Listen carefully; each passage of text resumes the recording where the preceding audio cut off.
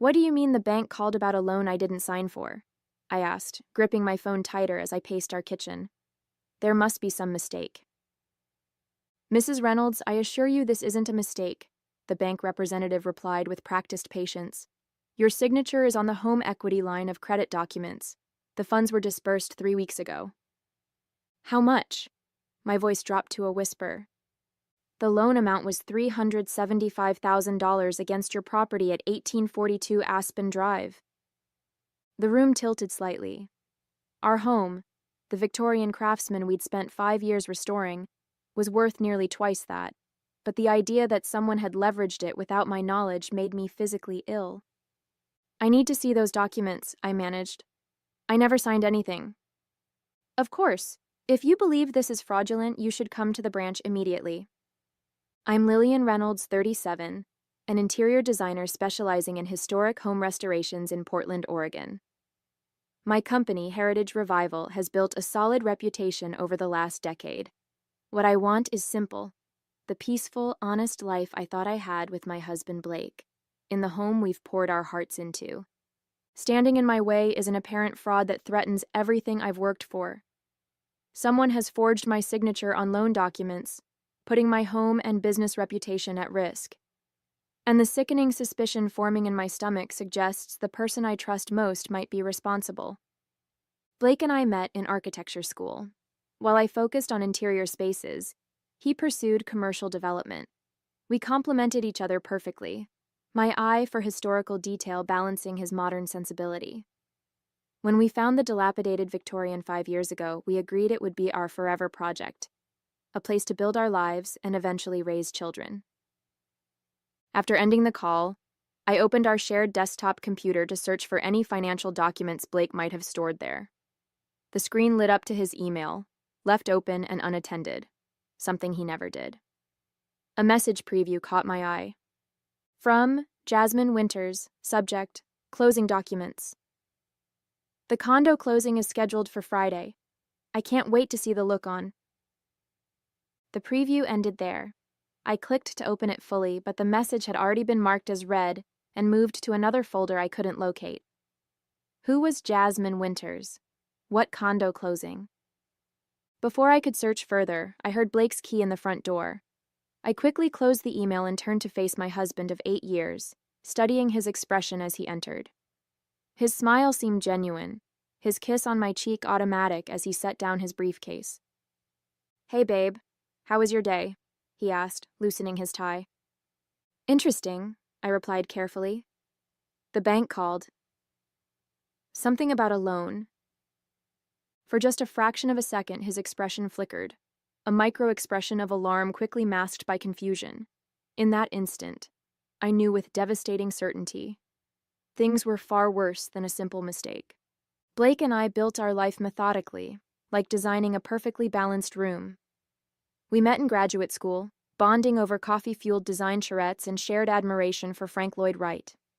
When we married at 29, we had a 5-year plan: establish our careers, restore a historic home, start a family by 35. The careers flourished. My interior design business thrived by word of mouth from Portland's historic district homeowners, while Blake's commercial architecture firm landed increasingly prestigious projects. Finding our perfect fixer-upper took longer than expected, but when we discovered the neglected 1890s Victorian, we knew immediately it was meant to be ours. We pooled our savings for the down payment with an agreement. I would lead the interior restoration, Blake would handle structural and external renovations. Weekends disappeared into stripping woodwork, refinishing floors, rewiring ancient electrical systems. Each restored inch represented our shared future. The family part of our plan proved more elusive. After 2 years of trying naturally, we underwent fertility treatments. The physical toll fell on me. Daily hormone injections, invasive procedures, emotional devastation with each negative test. Blake was supportive, attending key appointments and comforting me through failures, though he seemed increasingly distracted by work pressures. Reynolds Architectural has a shot at the Westbrook development, he explained during one particularly busy month. It would put us on the map regionally. I supported his ambition, often handling house projects alone while he worked late. The pursuit of both our dreams required sacrifice, and I believed we were in it together. Looking back, I see warning signs I chose to ignore. The unexplained weekend site visits that left no mud on his boots, the sudden password protection on his phone, credit card statements he insisted on handling personally, the decreasing physical intimacy attributed to stress and timing. I've always been the practical one, Blake often reminded me when questioned about financial decisions. Trust me to handle this part. And I did trust him, completely.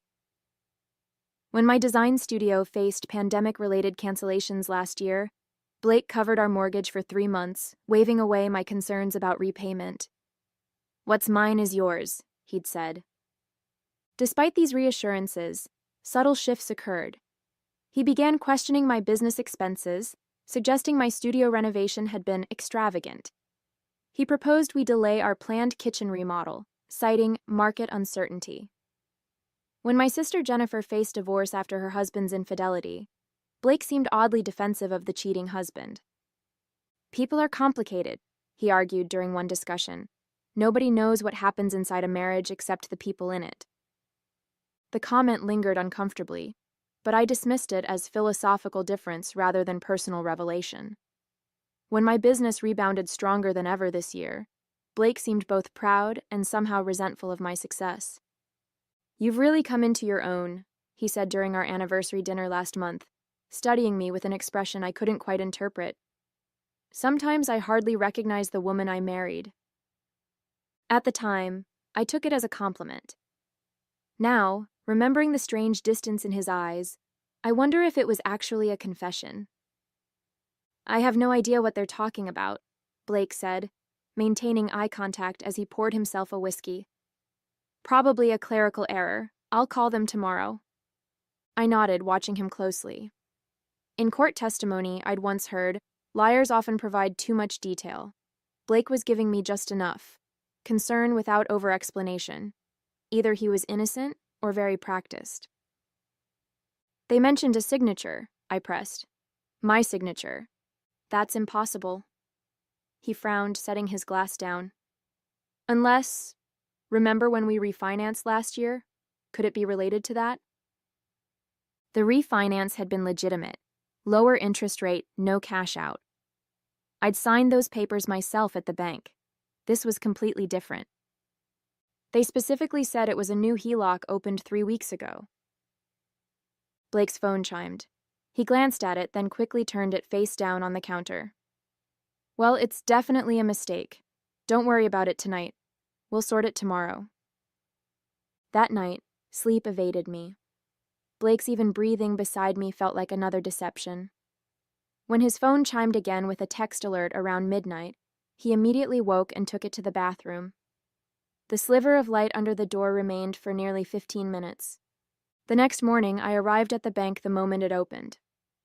The loan officer, Ms. Kemp, seemed genuinely concerned as she retrieved the documents. "Here's the application and approval paperwork," she said, spreading several pages before me. "As you can see, both signatures are present." My husband's signature looked authentic. Mine was a reasonable approximation but clearly forged. Certain loop patterns were wrong. The slant was too severe. "This isn't my signature," I said firmly. "I never saw these documents." Ms. Kemp's expression grew troubled. "Mrs. Reynolds, I processed this application myself. Your husband brought in the signed paperwork. He said you couldn't come because of work commitments." "And you didn't verify?" "Call me? Video confirmation?" "He's been a customer for years," she replied defensively. "And we did call the number on file to confirm." "Which number?" She checked the application. The contact phone wasn't mine, but a number I didn't recognize. "I need to know where the money went," I said, my voice surprisingly steady despite the roiling in my stomach. Ms. Kemp hesitated. "I can't divulge that without—" "This is fraud involving my name and my property. Either you tell me or I call the police from this chair." She paled slightly, then turned to her computer. After several clicks, she said, The funds were wire transferred to Northwest Escrow Services on April 12th. An escrow company, property purchase. The condo closing from the email suddenly made sickening sense. As I left the bank, my phone buzzed with a text from an unknown number. Viewing the property today. It's perfect. Thanks for making this happen for us. J. A message clearly not meant for me. J for Jasmine? I nearly called Blake to confront him, but stopped myself. Confronting him now, with only partial information, would give him time to construct explanations, hide evidence, maybe move the money again. Instead, I typed, "New phone, who is this?" and waited. The response came quickly. "Very funny, Blake. It's Jasmine. Still meeting at the condo at 2?" I stared at my phone, the final piece clicking into place. There was no mistake, no misunderstanding. While I'd been designing our dream home, my husband had been designing his escape, with another woman, using our home equity to fund their love nest. My fingers hovered over the keyboard, trembling slightly. Part of me wanted to explode, to unleash years of accumulated trust in a volcanic text of rage and betrayal.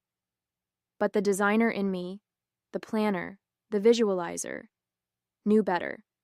This required precision, not passion. I needed more information before deciding my next move. For now, I simply turned off my phone and drove to my studio, mind racing with implications and possibilities. One thing was certain: the life I thought I had was over. What came next would depend entirely on what I discovered in the coming hours. At my studio, I searched property records for recent transactions involving Northwest Escrow. Nothing under Blake's name appeared, but a pending sale to Jasmine Winters jumped out immediately. A 2-bedroom condo in Pearl District for $368,000. Almost exactly the loan amount. I needed proof connecting Blake to this purchase. Confronting him with suspicions would only yield denials. I needed evidence that would crumble his defenses, that would make lying futile. Around noon, I returned home, knowing Blake would be at a client meeting. Our shared desktop contained years of financial documents. Surely some trail existed. But when I attempted to access our cloud storage, the password had been changed. Likewise, our shared spreadsheets for household finances were suddenly not found. Blake was erasing his digital footprint. I called our accountant, Martin, with whom we'd filed taxes for years. "Lillian, perfect timing. I was about to call Blake back about the documentation for that investment property. Did he find the purchase agreement?" My breath caught. Investment property? The condo he mentioned buying as a rental. He called yesterday about how to structure it for tax purposes. Said it was your joint venture? Right, I managed. Can you remind me what he's already told you? I want to make sure we're aligned. Martin chuckled. Not much. Just that you two purchased a condo as an investment, but he wanted it kept separate from your personal finances for some reason. I advised against it. Married filing jointly makes that complicated. He said he'd explain further when he brought the paperwork. Thanks, Martin. I'll make sure he calls you back. So Blake was creating a paper trail of my involvement, establishing plausible deniability. If questioned, he could claim I knew about the condo all along. Desperate for answers, I drove to the property address. The modern high-rise contrasted sharply with our lovingly restored Victorian, all glass and steel where our home was wood and warm brick. I parked across the street, watching the entrance, unsure what I was even hoping to see. At precisely 2 p.m., a sleek black Audi pulled up.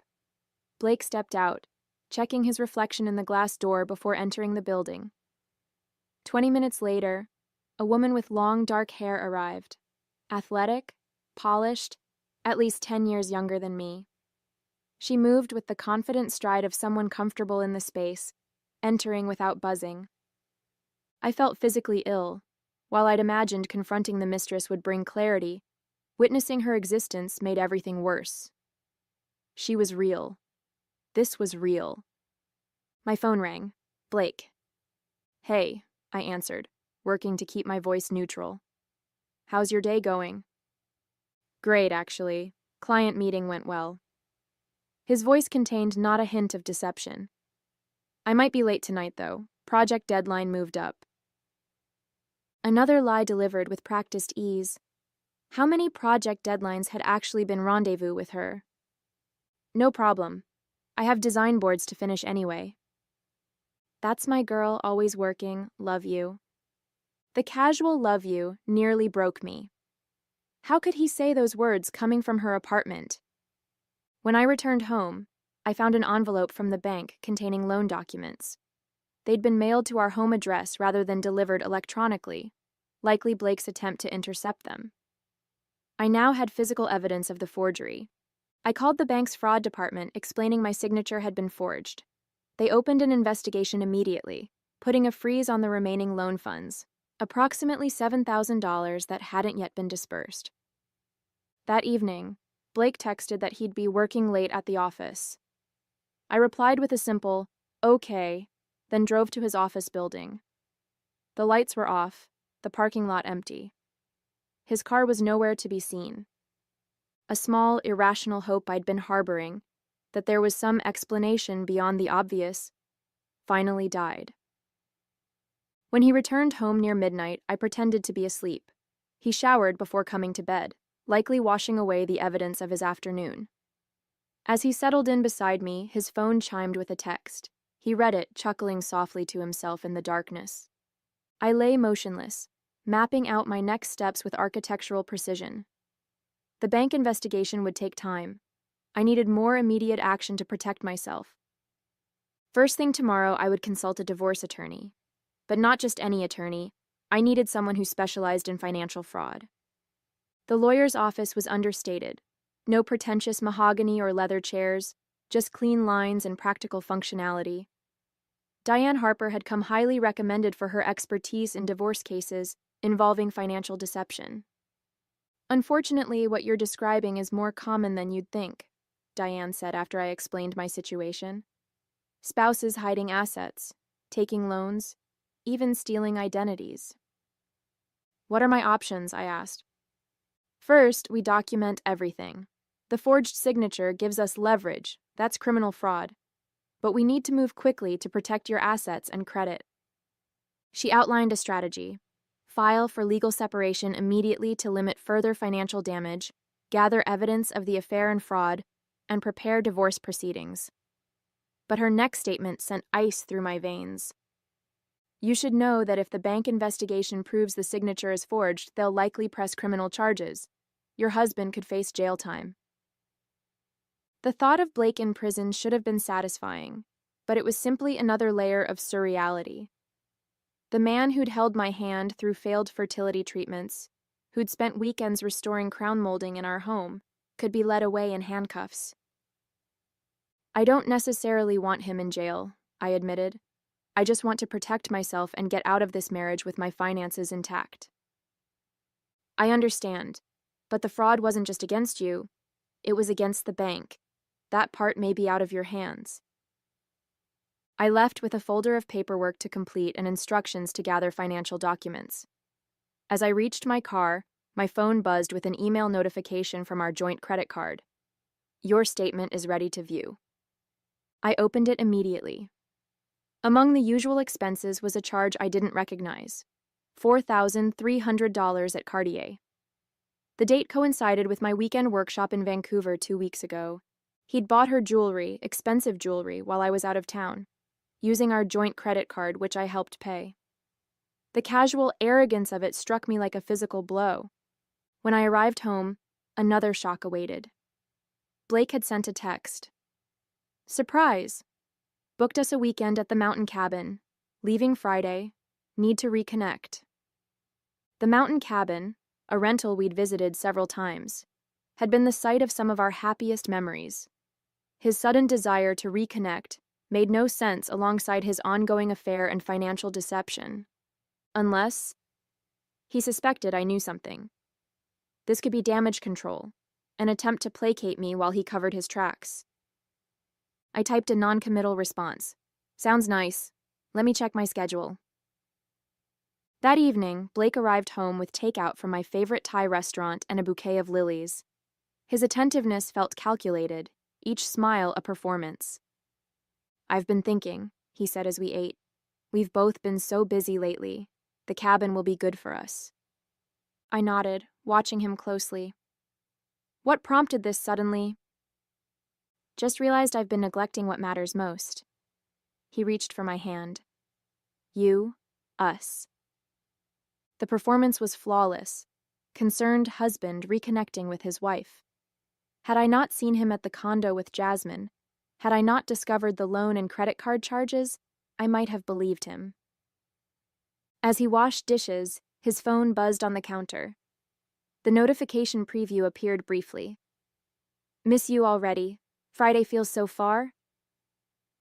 Blake quickly grabbed the phone, typing a response before tucking it in his pocket. His expression never changed, not even a flicker of guilt. That night I couldn't sleep. Blake's sudden attentiveness, the cabin getaway, the mountain of evidence. It was all connected somehow. Was the cabin trip genuine remorse, or was something more sinister at play? I slipped out of bed and checked his phone while he slept. It was now password protected, but his laptop wasn't. What I found in his search history chilled me. Life insurance payout spouse accident, hiking accidents Oregon, undetectable poisons. With sickening clarity, I understood. The cabin wasn't a reconciliation. It was a remote location where an accident could happen.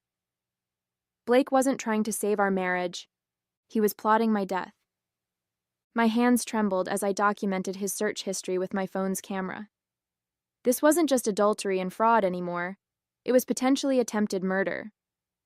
I closed his laptop, careful to leave it exactly as I'd found it, and returned to bed, lying rigid beside the stranger who was my husband. Dawn found me still awake, my mind racing through options. I called Diane the moment her office opened. I need to meet today. It's urgent. 2 hours later, she reviewed my evidence with a grim expression. The searches alone aren't conclusive, but combined with everything else, we need to involve the police. By afternoon, I'd filed a police report and obtained an emergency restraining order. Detective Wilson, a veteran officer specializing in domestic cases, took my statement with professional detachment. We'll investigate the searches and monitor his activity, she assured me. In the meantime, you shouldn't return home. Is there somewhere safe you can stay? My sister Jennifer offered her guest room without hesitation. That bastard, she muttered when I explained the situation. I always thought Blake was too perfect. With the restraining order in place and police notified, I felt marginally safer. But a new problem emerged. I needed access to our home to retrieve important documents and possessions, yet couldn't risk encountering Blake. I'll go with you, Jennifer volunteered. We'll wait until he's at work. The plan seemed solid until Blake texted, "Working from home today, missing you, still thinking about our weekend getaway." He knew I'd discovered something. His home presence was strategic, preventing me from retrieving anything without confrontation. I needed a distraction to get him out of the house. After consideration, I texted, "Can we meet for lunch? Need to talk." Suggesting a restaurant 40 minutes away would give Jennifer and me enough time to enter the house, grab essentials, and leave before he could return. "Sure," he responded immediately. "Noon at Riverside Grill?" Perfect. As expected, Blake left promptly at 11:20. Jennifer and I waited until his car disappeared before approaching our home. Using my key, we entered quickly, heading straight for the important documents in my office. "Hurry," Jennifer urged, keeping watch by the window. "Get what you need and let's go." I gathered my passport, birth certificate, business documents, and irreplaceable family photos. In our bedroom, I retrieved the jewelry my grandmother had left me. Everything else could be replaced. As I passed Blake's office, a notification sound emanated from his desktop computer. Without thinking, I glanced at the screen and froze. A text message preview had appeared from Jasmine. "Excited about our trip. She'll never figure it out, right?" The cabin trip wasn't intended for me at all. It was for them. The searches about accidents and poison must have been for some other purpose. Perhaps another aspect of his plan I hadn't yet uncovered. "Lillian, we need to go!" Jennifer called urgently. His car just turned onto the street. Panic surged. Blake had never intended to meet me for lunch. He'd seen through my ruse and circled back immediately. He's coming back, I hissed, rushing toward the front door. Too late. He's pulling into the driveway. We were trapped. If Blake discovered me taking documents, who knew how he might react? The restraining order wouldn't help if he decided to escalate to violence immediately. The back door, I decided, leading Jennifer through the kitchen, but as we reached it, the door handle turned. Someone was entering from the rear of the house. Jennifer's eyes widened in alarm. I thought you said he lives alone? He does, I whispered. The back door opened to reveal a woman, Jasmine, carrying grocery bags as if she belonged there. She froze upon seeing us, shock evident on her face. Who are you? She demanded. What are you doing in our house? Our house. The casual possessiveness in her voice ignited something in me. This was my house. The one I'd restored room by room, the one with my name on the deed, the one they'd leveraged for their affair. Before I could respond, the front door opened. Blake called out, "Babe? You here already? I grabbed champagne for—" He rounded the corner and stopped abruptly, faced with an impossible tableau. His wife, his sister-in-law, and his mistress, all standing in the kitchen he'd promised to remodel for me years ago. For a long moment, nobody spoke. Then my phone buzzed with an incoming text. From Blake's number. She'll never figure it out. A message clearly meant for Jasmine, sent to me by mistake. The text notification illuminated my phone screen for all to see. My sister glanced at it, then at me, her expression shifting from fear to indignation. Wrong number, dear, I said, holding Blake's gaze as I typed the response. His phone chimed. The color drained from his face as he checked the message, realization dawning that he'd just texted his secret to the very person he was hiding it from. Lillian, I can explain, he began. Let me help you, I interrupted, my voice eerily calm. You forged my signature on a home equity loan for $375,000. You used that money to buy a condo for your girlfriend. You charged a $4,300 Cartier purchase to our joint credit card, and you researched ways to make my death look accidental. Jasmine's head snapped toward Blake. What is she talking about? What death? She's confused, Blake stammered. Lillian, you're not thinking clearly. The police have your search history, I continued, along with evidence of identity theft and bank fraud. There's a restraining order against you, which you're violating right now. As if on cue, sirens wailed in the distance. Detective Wilson had promised to drive by periodically to ensure my safety during document retrieval. Your things will be on the lawn in an hour, I said, my voice steady despite the adrenaline coursing through me. I've already changed the locks, the security system passwords, the garage door code. You can't just... I already have. I held up my phone displaying photos of his search history. Would you like me to forward these to Jasmine? To your parents? Your firm's partners? The sirens grew louder. Blake's expression shifted from denial to desperation. This is my house too, he protested weakly. Actually, it's not. Not anymore. I handed him a document from my folder, the preliminary filing for divorce on grounds of fraud and adultery. You'll be served officially tomorrow, but consider this a preview. Jennifer opened the front door as a police cruiser pulled up. Detective Wilson stepped out, hand resting casually on her holstered weapon. Everything okay, Mrs. Reynolds? She called. Mr. Reynolds was just leaving, I replied. Permanently. True to my word, Blake's belongings appeared on our front lawn precisely 1 hour later. Jennifer and I worked methodically, emptying his closet, boxing his precious architecture books, stacking his expensive electronics in neat piles. Neighbors watched from windows and porches, curiosity overcoming discretion. Jasmine had fled immediately after the police arrived. Blake, after a tense conversation with Detective Wilson, had departed with a warning: violate the restraining order again, and he'd be arrested. He returned as we finished, standing impotently beside his BMW as strangers examined his life's possessions spread across the yard. "You've made your point," he called. "Can we please talk about this like adults?" I didn't respond, instead tossing his monogrammed robe onto the growing pile. "This isn't fair," he tried again. "That loan was for us, for our future." Our future? I finally turned to face him. Which part? The part where I die in a hiking accident? Or the part where you move your girlfriend into my house? His face contorted. "You're twisting everything. I never—" "Save it for your attorney, Blake. You'll need a good one." 6 months later, the divorce was finalized. The bank's fraud investigation had provided irrefutable evidence of Blake's deception, resulting in criminal charges. Rather than risk trial, he accepted a plea deal, financial restitution, probation, and a permanent mark on his record.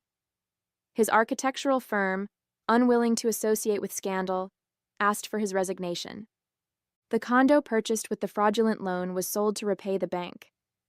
The remaining debt, nearly $60,000 after the sale, became Blake's sole responsibility.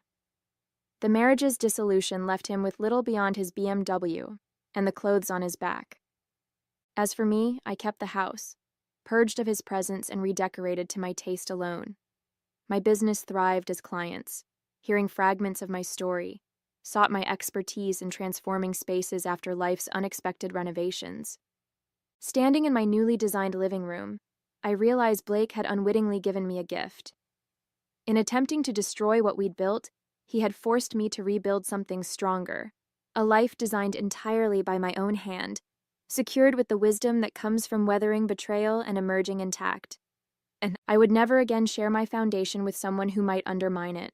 Whatever I built next would be on solid ground, with clear eyes and careful planning. After all, that's what good designers do.